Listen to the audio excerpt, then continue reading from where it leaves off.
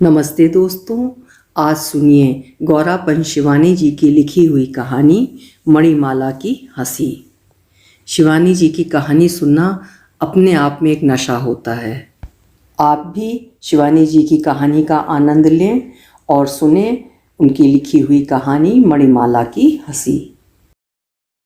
अहर्निश स्टेनगनधारी घोर कृष्णवर्ती परिधानों से लिपटे यमदूतों से अगल बगल खड़े कमांडोज से घिरे प्रतिपल वैतरणी का संकल्प लेने को तत्पर दीनबंधु शर्मा कीचड़ से सनी भीगी धोती, शरीर से चिपक गए कुर्ते और घनघोर वृष्टि से तर टोपी संभालते तेज कदमों से ऐसे भागते चले जा रहे थे जैसे बीसियों शिकारी कुत्ते उनका पीछा कर रहे हों। एक क्षण को ठिठक कर उन्होंने भयत्रस्त दृष्टि से मुड़कर देखा। नहीं, इस अनजान बीहड़ अरण्य से भला अब कौन उन्हें ढूंढ पाएगा। जितनी ही बार वे हाथ की ओमेगा घड़ी में समय देखने की चेष्टा कर रहे थे, उतनी ही बार वर्षा की बड़ी बड़ी बूंदें उनका प्रयास विफल कर दे रही थीं। संध्या घनीभूत हो चली थी। कहीं जोर से बिजली कड़की, कड़कड़ कड़ कड़ाक, और कान के पर्दे फाड़ता आग का एक ज्वलंत गोला रॉकेट की तेजी से न जाने कहाँ जा धंसा। दीनबंधु का धड़कता कलेजा जिह्वाग्र पर आकर धड़कने लगा। बचपन में अम्मा कहती थी, बांस और कांस पर बिजली अवश्य गिरती है। बिजली चमकती और वे घर के कांसे के बर्तनों को चटपट बोरे से ढककर रख देती। पर आज तो दीनबंधु बांस के झुरमुट में ही खड़े थे। वे फिर साहस कर वेणुवन की परत लांघने लगे। शत सहस्र झींगरों की ध्वनि, नीड़ में लौट रहे विहंगों का कलकूजन उन्हें सहसा अभयदान दे उठा। डरो नहीं दीनबंधु, यहाँ तुम्हारा कोई कुछ नहीं बिगाड़ सकता। न यहाँ तुम्हें विरोधी दर का शरसंधान बींध सकता है, न प्रधानमंत्री की तनी भ्रकटी से तुम्हारी सृष्टि विलय होने का भय। न यहाँ दूरदर्शनी कैमरे हैं, न प्रेम की गिद्ध दृष्टि का आतंक। भूल जाओ अपना अतीत और पल भर को प्रकृति की इस अनूठी वनस्थली में बैठकर सुस्ता लो। क्या उस अश्वत्थ ने उन्हीं के सुस्ताने के लिए शिला वहां पर पहले से ही रख दी थी? हाँफते कांपते दीनबंधु उसी शिला पर बैठ गए। भीगी टोपी उतार कर घुटनों पर रख दोनों आंखें बंद कर लीं। बिजली की कड़क के साथ ही फिर वर्षा का वेग पूर्ववत हो गया। आकाश एक विराट काले बादल से घिर गया था। लग रहा था ये मेघखंड नहीं, कोई उन्मत्त कानमोन्मत्त विराट वृषभ ही आकाश पर गरजता दहाड़ता भागा जा रहा है। पर उस गर्जन तर्जन के बीच भी कैसी अद्भुत शांति थी। दीनबंधु ने फिर आंखें बंद कर ली हैं। महाकाल, मुझे इसी क्षण मृत्यु दंड दे दो। प्रभु, मैं पापी हूँ, घोर पापी। उनकी दोनों आंखों से अविरल अश्रुधार बहती उनके प्रफुल्ल उदर को भिगोने लगी। बार बार सिसकियों से कांपता उनका शरीर भारी भूकंपी धक्के से हिलती किसी आलमगीर इमारत सा ही हिल रहा था। इस एकांत में वे जी भर जोर जोर से दहाड़े मारकर छाती पीट सकते थे। उन्हें देखने वाला यहाँ कोई नहीं था। न अहंकारिणी पत्नी, न दुराचारी पुत्र, न प्रवंचक जमाता, न पाषाणी पुत्री। उन्हें लगा वे महाकाल के धावक वेग के साथ निस्सहाय खिंचे जा रहे हैं। तभी फिर वही हंसी उन्हें थरथर कँपा गई। मूर्ख, कैसे नहीं है कोई देखने वाला? मैं जो बैठी हूँ इसी पीपल की डाल पर, आंखें उठा और साहस है तो देख मुझे। ही। तेरा पांडित्य, तेरा पौरुष, तेरा कौलीन्य सब तेरे कलुष की कालिमा से म्लान हो चुका है रे पापी। फिर वही हंसी। यही हंसी तो 3 माह से उनका दिन रात पीछा कर रही थी। जिस राजनीतिक पटु प्रखर जिह्वा के प्रहार से कभी विरोधी पक्ष के सदस्यों को सांप सूंघ जाता था, उसी वीर सेनानी की देह आज प्राण रहते भी गहरे घावों से शक्त विक्षत निष्प्राण बन गई थी। बाहर भीतर जाते वो घातक हंसी उनका पीछा करती रहती। अपने राजसी पर्यंक में लेटते तो पूरी रात करवट बदलते शेष हो जाती। आंखें खुली रहती पर कंठ की भयार्थ घरघराहट गला घोंट उठती। लगता जीवन के समस्त पाप कंठ में अटक कर घरघराने लगे हैं। फिर वही हंसी। खुक खुक खुक खुक। कौन है? 1-2 बार टपट कर उन्होंने पूछ भी लिया तो पार्श्व में लेटी गहन निद्रामया सहचरी रत्ना की मेद बहुल देह अधैर्य से हिल उठती थी। क्या है, पागल हो गए हो क्या? ना खुद सोते हो ना सोने देते हो। कौन आ सकता है यहाँ? 20-20 कमांडो स्टेन गन ताने बाहर खड़े हैं। दिन में तुम्हारे इन कलमुहे रक्षकों ने जीना दूभर कर दिया है, और आधी रात को तुम्हारे ये कौन है। चुपचाप उठकर बरामदे में टहलने लगे थे दीनबंधु। कर्कशा पत्नी के मुंह लगना व्यर्थ था। फिर वो क्या समझ सकती थी उनकी वेदना को? उनकी चिंताएं क्या एक आध दिन की थीं? एक तो हरामखोर दामाद ने इधर उनका जीना दूभर कर दिया था, उस पर आप डूबते बामना ले डूबे जजमान। अपने तो डूबा ही, उनके 2 बेटों को भी ले डूबा। वो तो अच्छा था, दोनों अपनी अपनी पत्नियों को लेकर अलग कोठी बनवा कर रह रहे थे। अब भोगें ससुर अपनी करनी। तीनों ही संप्रति किसी धन घोटाले में लिप्त पाए गए थे और जेल में बंद थे। कितनी बार समझाया था उन्होंने दोनों बेटों को, पर उस नक्कार खाने में उनकी तूती की आवाज़ सुनता ही कौन? पुत्रों का वैभव देखते तो माथा ठनक उठता। 12 साल की प्रशासकीय सेवा में इतना पैसा आया कहाँ से? हर कमरे में एयर कंडीशनर, पहाड़ों के पब्लिक स्कूलों में पढ़ रहे बच्चे, दीर्घ कलेवरी गाड़ियाँ, हीरो में जगमगाती पुत्र वधुएं। एक ना एक दिन तो ये होना ही था। दक्षिणी जमाता ने दोनों सालों के कानों में गायत्री मंत्र और फूंक दिया। आप नहीं समझते पिताजी, पैसा बनाने के लिए छाती में बाल होने चाहिए, रिस्क लेना ही पड़ता है। शेयर बाजार में बिना रिस्क लिए लक्ष्मी प्रसन्न नहीं हो सकती। अपने कृष्ण वर्णी चेहरे को 36 दांतों की उजली मुस्कान से उद्भासित करता उनका दक्षिणी दामाद उन्हें समझाने लगा था। यह सब उसी की सीख थी। रिस्क लेना पड़ता है ना? हाँ, यही रिस्क तो पांडवों का राज्य ले गया। युधिष्ठिर के इसी रिस्क ने द्रौपदी को भरी सभा में विवस्त्र करने की कुचेष्टा की। क्यों? किस युग की बातें कर रहे हैं आप पिताजी? हम जानते हैं हम क्या कर रहे हैं। अब जान रहे थे तीनों। सुना चप्पलों की तकिया बना बना कर जेल में करवटें बदलते रात काट रहे हैं। मुंह मांगी मोहरों की थैली खोलने पर भी जमानत नहीं जुटा पा रहे हैं। अब लो बेटा रिस्क। उसी दिवा स्वप्न को तोड़ती मणिमाला की हंसी फिर गूंजी। मणि, मणि, मुझे क्षमा कर दो। मैं तुम्हारे पैर छूकर कसम खाता हूँ, तुमने मेरे बेटों को मुक्त करा दिया तो मैं स्वयं गया जाकर धूम गरज से तुम्हारा श्राद्ध करूँगा। प्रेतशिला के इन्हीं हाथों से तुम्हें पिंड दूंगा मणि। अपने दोनों हाथ अदृश्य चरणों की ओर बढ़ाते दीनबंधु घिसटने लगे। कैसा श्राद्ध करेंगे? जैसा उस बार ऊटी में किया था? और तुम्हारे बेटों की मुक्ति? अपनी सौत के पापी पिल्लों की पैरवी करूं? ऐसी मूर्ख नहीं हूं मैं। दीनबंधु को लगा वो चेतना खोते जा रहे हैं। थर थर कांपती देह को अश्वत्थ के पुष्ट तने से टिका वे जोर जोर से बुदबुदाने लगे। शिव मस्तु सर्व जगतः परहित निरता भवत भूते गणा। किंतु धड़कता हृदय आश्वस्त नहीं हुआ।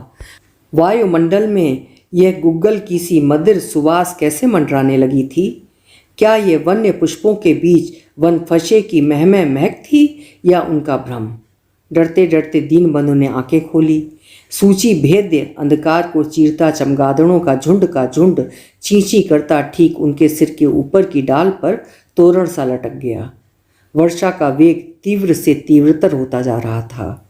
उन्हें लगा आकाश से विकटाकार भूत पिशाच उतर उन्हें घेर कर निशब्द बैठ गए हैं, और उन्हीं के बीच आनंद भैरवी सी मंद मंद मुस्कुराती बैठी है मणिमाला। हृदय का अनुराग अबीर बन पूरे चेहरे पर फैल गया था। आंचल विस्त्रस्त भाव से धरा पर पड़ा था। कंचुक वध शिथिल थे, किंतु नयन पक्ष्म थे स्थिर। पीपल का एक पत्ता भी नहीं हिल रहा था।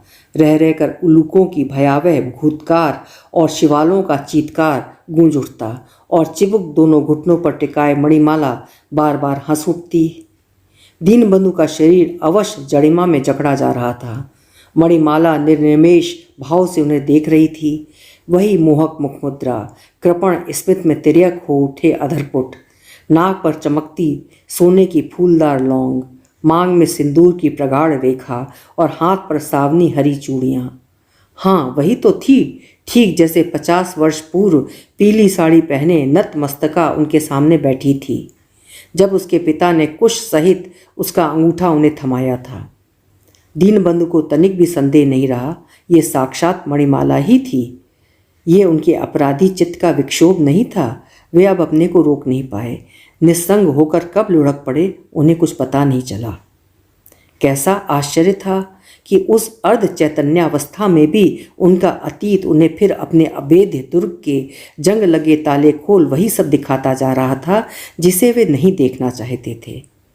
पिता की अकाल मृत्यु के अशौच में सद्य घुटा सिर लेकर जीर्ण बस्ता टांग 10 मील की दूरी पार कर स्कूल जा रहा निरीह बालक दीनबंधु, घर घर का अनाज पीस कंडे थाप दिन रात खटती दुर्बल क्षीण देह सटती जननी, कभी किसी दयालु प्रतिवेशी की दी गई रोटी पर धरी गुड़ की डली, फिर हैजे में माँ की मृत्यु, चरवाहे की नौकरी, फिर सहसा ऊब कर प्राणों से प्रिय गांव छोड़कर पलायन, कुंभ मेले में नागा बाबाओं की जमात में औगड़ दिगंबर बाबाओं की गांजे की चिलम साधने का काम, फिर एक दिन एक जबरजंग क्रोधी नागा बाबा के चिमटा प्रहार ने पीठ की चमड़ी उधेड़ दी तो पुनः ग्राम को प्रत्यावर्तन।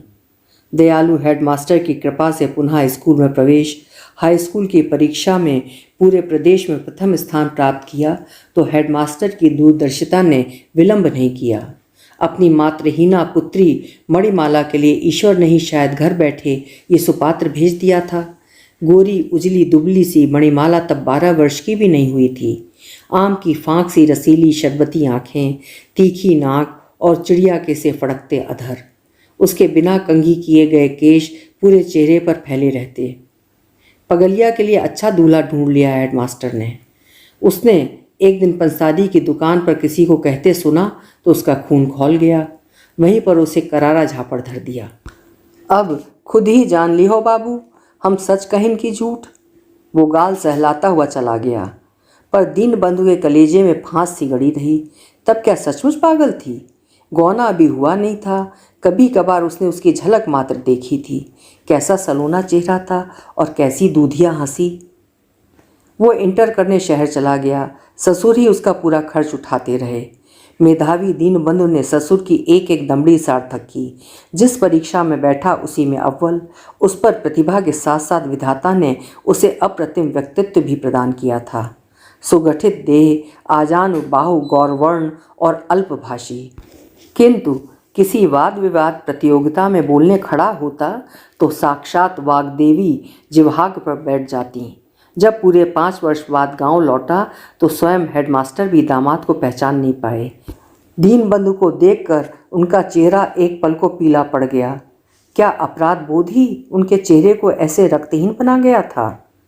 जिस बालिका वधू को दीनबंधु छोड़कर गया था वो क्या इन 5 वर्षों में बदली नहीं होगी?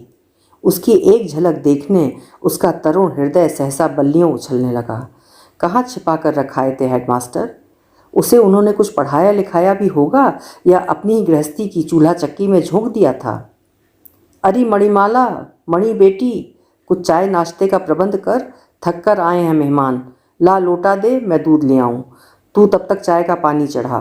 वे लोटा लेकर दूध लेने चले गए। मणिमाला ने पिता की क्षणिक अनुपस्थिति का कोई लाभ नहीं उठाया। पता नहीं वो किस कोने में छिपकर अदृश्य हो गई थी।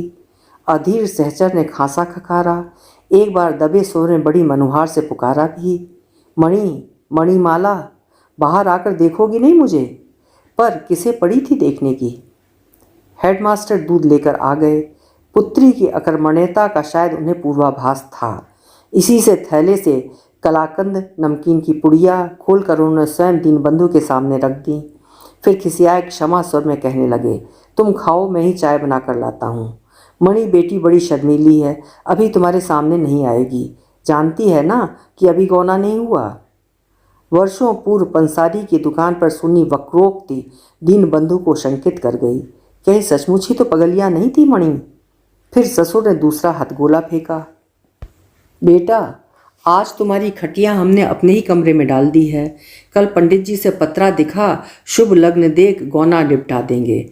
फिर हमने स्कूल के ही पिछवाड़े अर्जुन पंडित की ही कोठरिया किराए पर ले ली हैं, वहीं अपनी नई गृहस्थी जमाना।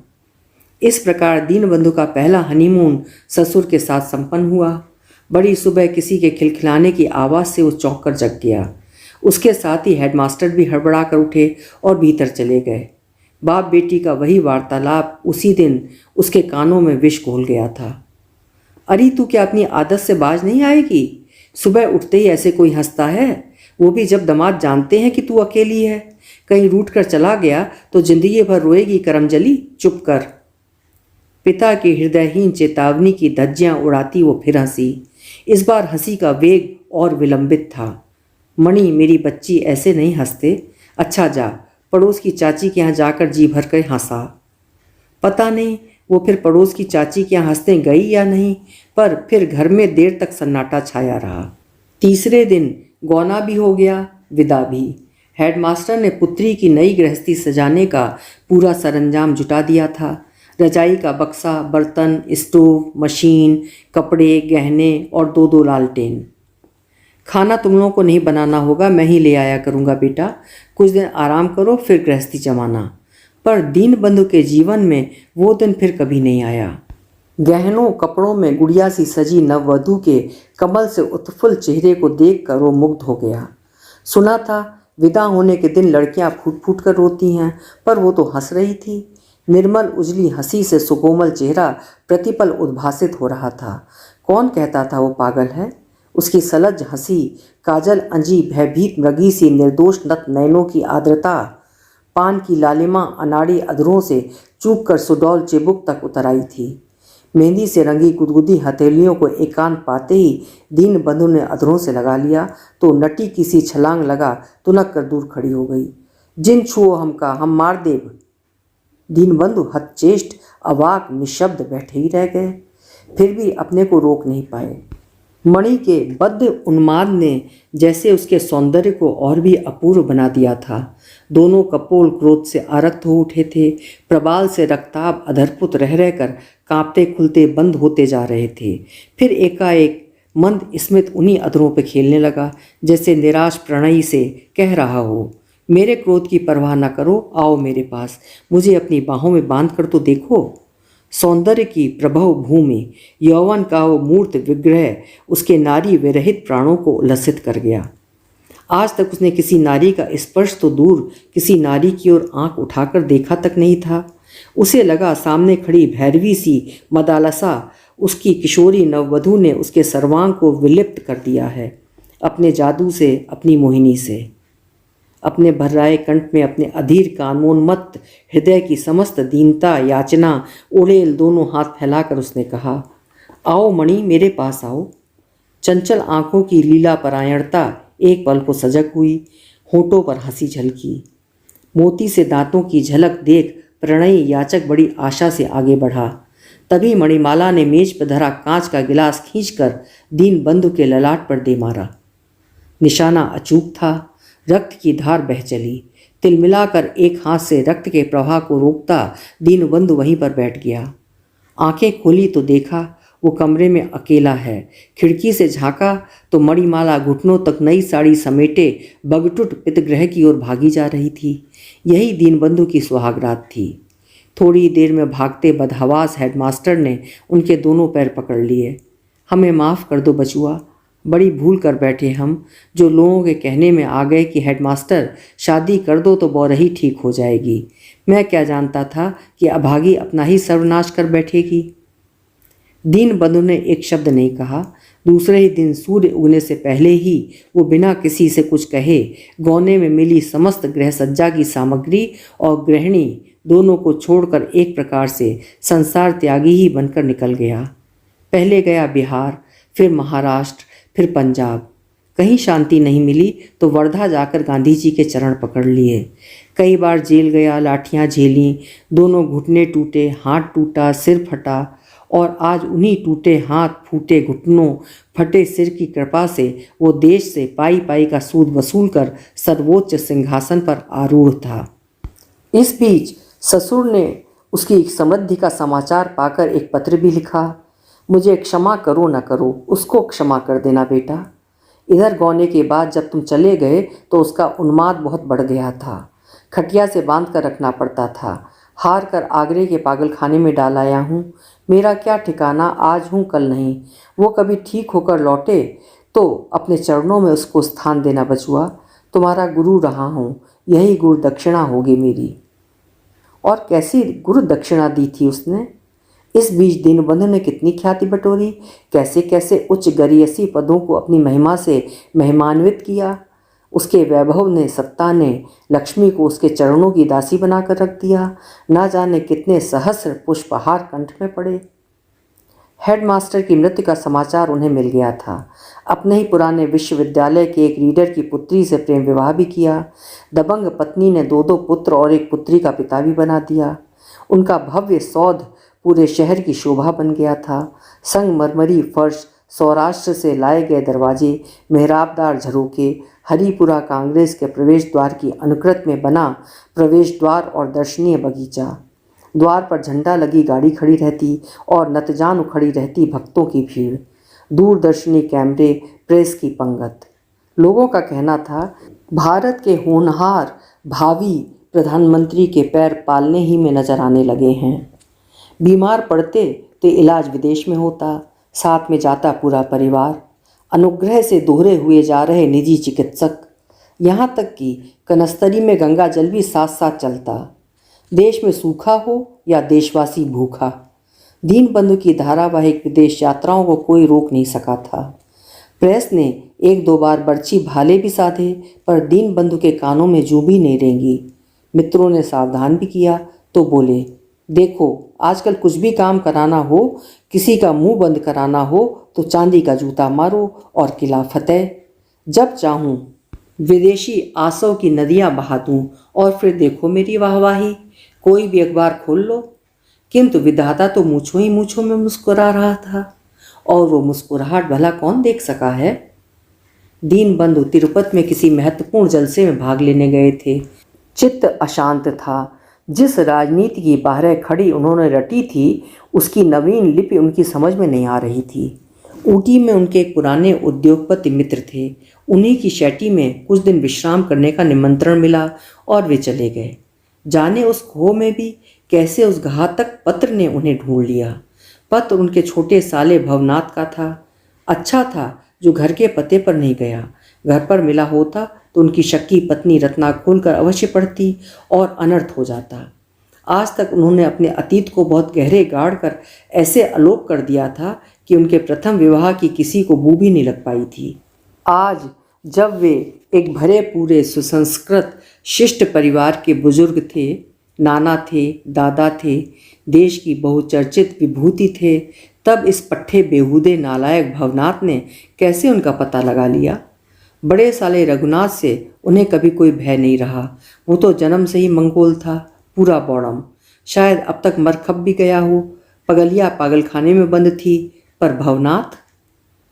प्रिय जीजा जी नमस्ते। हम यहाँ कुशल से हैं, आपकी कुशल नेक चाहते हैं। आगे समाचार है कि सुना आप बहुत बड़े मंत्री हुई गए हैं। खुशी भई हमारा ख्याल धरें और हमारे छुटकने को कहीं चपरासी उपरासी लगवा दें। 5वीं फेल है, घर की हालत ठीक नहीं है।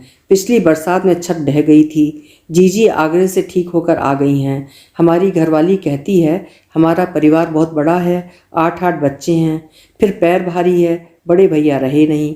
कहती हैं जिनकी चीज़ है वे ले जाएं। सो परसों हम जीजी को लेकर आपके पास आ रहे हैं। स्टेशन से हमें ले लें। आपका भवनाथ। जिस दीनबंधु ने देश की बड़ी से बड़ी समस्याओं का समाधान चुटकियों में किया था, वे सहसा इस आकस्मिक झटके से अवश हो गए। किंतु उस मस्तिष्क के कल पुर्जे क्या साधारण कल पुर्जे थे। एक पल में चेहरे की उदासी छंट गई। स्टेशन पर वे स्वयं ही गाड़ी ड्राइव कर पहुंच गए। ऊटी का छोटा सा स्टेशन। गाड़ी रात के 2 बजे पहुंची। शॉल को सिर से पैर तक लपेटे हुए धैर्य से खड़े रहे। इतने वर्षों बाद क्या वे उन्हें पहचान पाएंगे? पर पहचानते कैसे नहीं? उसमें क्या जरा भी बदलाव आया था? शरीर में सामान्य सी मेद की परत चढ़ी थी, किंतु चेहरे पर अभी भी कैशोर्य की लुनाई थी और वही मोनालिसा की सी रहस्यमयी मुस्कान। भवनाथ को हाथ पकड़कर एक कोने में खींच दीनबंधु ने उसके कान में न जाने कौन सा मंत्र फूंका कि उसका चेहरा खिल उठा। जीजा से भारी थैली एक प्रकार से खींचता हुआ वो बोला, आप निशा खाते रहें जीजा, हम कभी आपको परेशान नहीं करेंगे। रुपयों से ठसी थैली थमा दीनबंधु ने मूर्ख साले को वहीं से विदा कर दिया और पत्नी के हाथ का थैला स्वयं थाम गंभीर स्वर में कहा, चलो मणिमाला।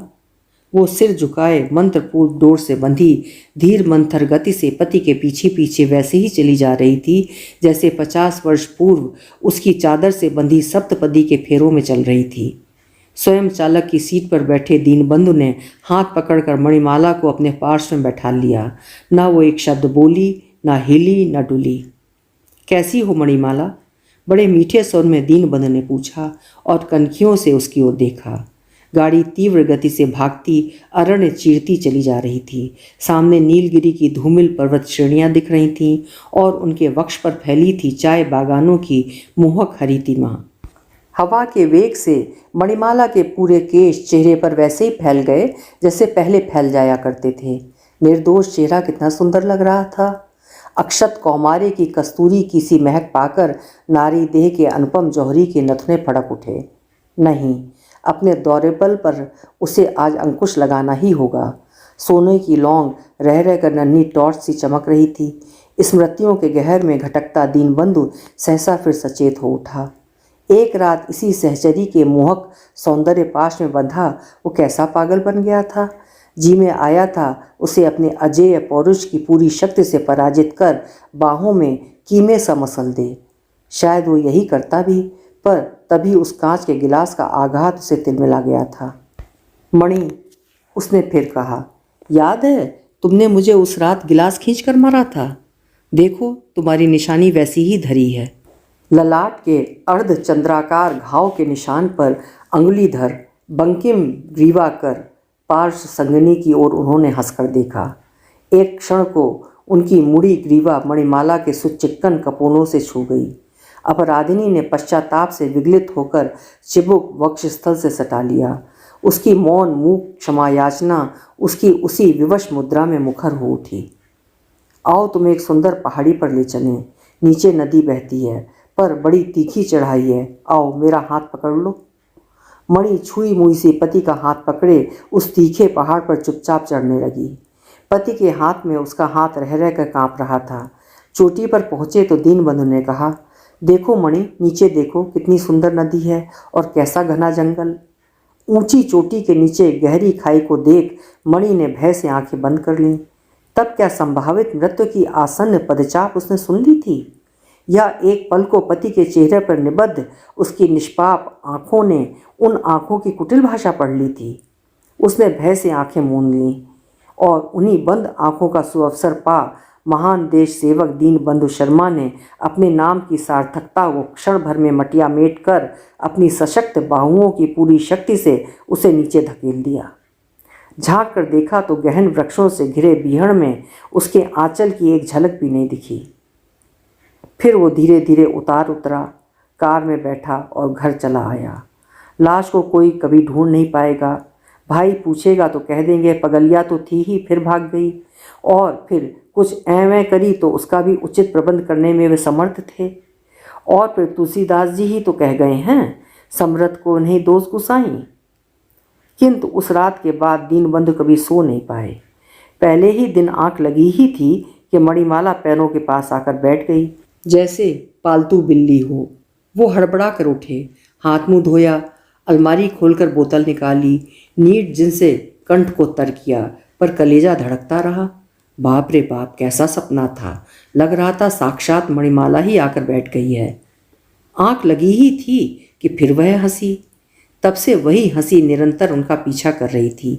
लगता था पागल कर देगी वो हंसी। उठते बैठते संसद में, यहाँ तक कि प्रधानमंत्री की उपस्थिति में भी वही खुक खुक खुक।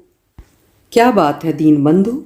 एक दिन प्रधानमंत्री ने उनसे पूछ भी दिया, तुम बीच बीच में ऐसे सहमे डरे कैसे दिखने लगते हो? तबीयत ठीक नहीं है क्या? मैं तुम्हारी उलझन खूब समझ रहा हूँ। तुम्हें किसी अच्छे साइकियाट्रिक की ज़रूरत है। क्या कष्ट सता रहा है तुम्हें? दीनबंधु क्या कहते, कानों में तो वही हंसी फिर गूंजने लगी थी। देखो दीनबंधु, मैं जानता हूँ तुम्हें तुम्हारे पुत्रों और दामाद की चिंता खाई जा रही है, किंतु चिंता मत करो, तुम्हारा कोई कुछ नहीं बिगाड़ पाएगा। मैं तुम्हें एक राय अवश्य देना चाहूँगा। चूँकि तुम्हारे पुत्र और दामाद सप्रमाण गिरफ्तार हो चुके हैं, तुम्हारे हक में यही ठीक होगा कि तुम स्वयं त्याग पत्र दे दो। तुम्हारी प्रशंसा ही होगी कि तुमने सत्ता का मोह त्याग दिया। किंतु ऐसा नहीं कर पाए थे दीनबंधु। क्यों वे अपनी संतान की करनी का फल भोगें? मलाई उन्होंने भी खाई अवश्य थी, किंतु मजाल थी कि एक चुगलखोर बूंद भी कभी उनकी सफ़ेद मूछों पर लगी हो। वैसे भी सफ़ेद मूछों पर सफ़ेद मलाई एकाकार होकर घुल मिल जाती है, ये तो वो जानते थे। नहीं, मैं त्यागपत्र नहीं दूंगा। त्यागपत्र देने का अर्थ होगा कि मैंने भी कहीं ना कहीं ठोकर खाई है। आप शौक से इंक्वायरी कमीशन बैठाइए, कैसी ही विकट अग्नि परीक्षा क्यों ना हो, मैं खरा उतरूंगा। फिर मानसिक यातना का एक लंबा दौर चला था। न जाने कितनी बार छापे पड़े। घाघ अफसरों की पूछताछ ने एक ही महीने में उनके तेजस्वी चेहरे की आब पर झाड़ू फेर कर रख दी थी।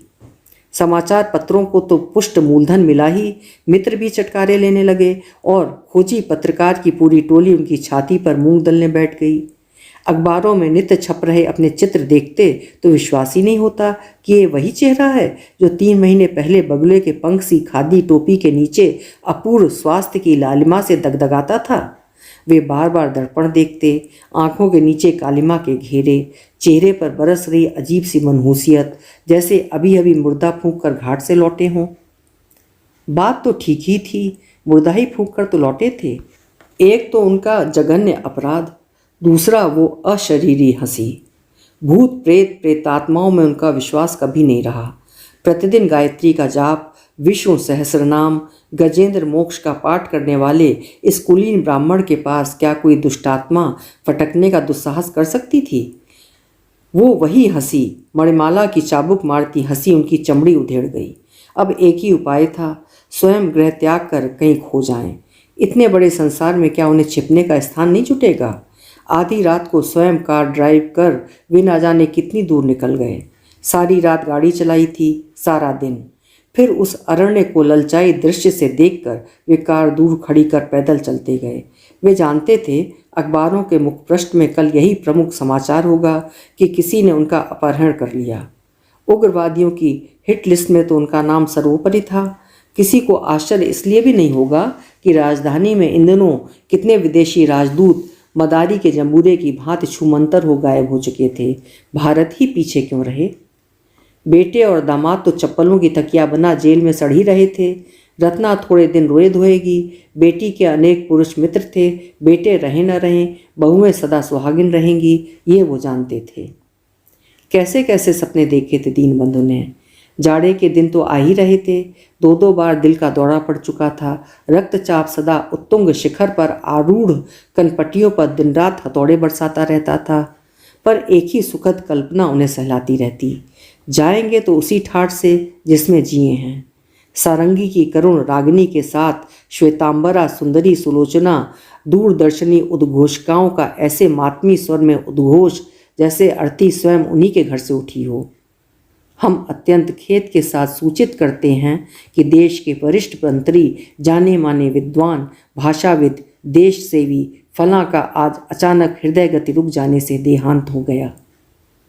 फूलों से ढकी देह, नासिका रंध्र में पड़ी रुई की फुनगियाँ, ललाट पर चंदन की पावन रेखा, शोक संतप्त परिवार को सांत्वना देते प्रधानमंत्री, जनता का तुमुल निनाद, जब तक सूरज चांद रहेगा दीनबंधु तू अमर रहेगा, नीचे झुकी बंदूकें, अंतिम विदा की तुतरी बजाता बिगुल।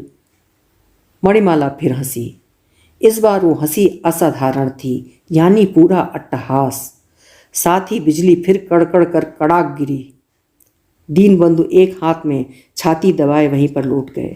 राशिभूत अट्टहास स्वयं शांत हो गया, साथ ही मेघों का उत्पात भी। चमगादड़ों का झुंड सर से उड़ता अपने भयावह डहने फटफटाता न जाने किस दिशा में खो गया। दीनबंधु की भीगी देह निष्प्राण पड़ी थी। दयालु प्रकृति शायद उन्हें अंतिम स्नान करा गई थी। मणिमाला का प्रतिशोध 100% सफल रहा था। केवल हंसी के आयुध से ही उसने अपना बदला ले लिया। यही नहीं, ऐसे बीहड़ में लापटका जहाँ यमदूत भी उसकी देह को नहीं ढूंढ पाएंगे, ठीक जैसे उसकी देह को भी आज तक कोई नहीं ढूंढ पाया। एक तीव्र हवा के झोंके ने पीपल के कुछ पीले सूखे पत्ते दीनबंधु की छाती पर गिरा दिए। यही उसका पुष्पहार था। रात बीत गई। पक्षियों के नीड़ में फिर हलचल होने लगी। बीमारी से उठे किसी दुर्बल रोगी की सी सूर्य की कमजोर किरणें धीरे धीरे उस सुप्त कांतार को जगाने लगीं। मणि ने सोचा था कि कोई ढूंढ नहीं पाएगा उस अभिशप्त देह को। ये भूल थी मणिमाला की। उस देह को ढूंढने वालों ने उसे ढूंढ ही लिया था, क्योंकि काँव काँव करते काक परमानंद से अपनी बिरादरी को सहयोग के लिए आमंत्रित करने लगे थे और चील गिद्धों की चक्राकार टोली निष्प्राण देह के क्रमशः निकट आती नीचे उतरती चली आ रही थी। अभी आप सुन रहे थे शिवानी जी की लिखी हुई कहानी मणिमाला की हंसी। कहानी आपको कैसी लगी मुझे कमेंट बॉक्स में ज़रूर लिखिएगा। फिर मिलेंगे इसी तरह किसी अच्छी कहानी के साथ। आपका समय शुभ हो, मंगलमय हो।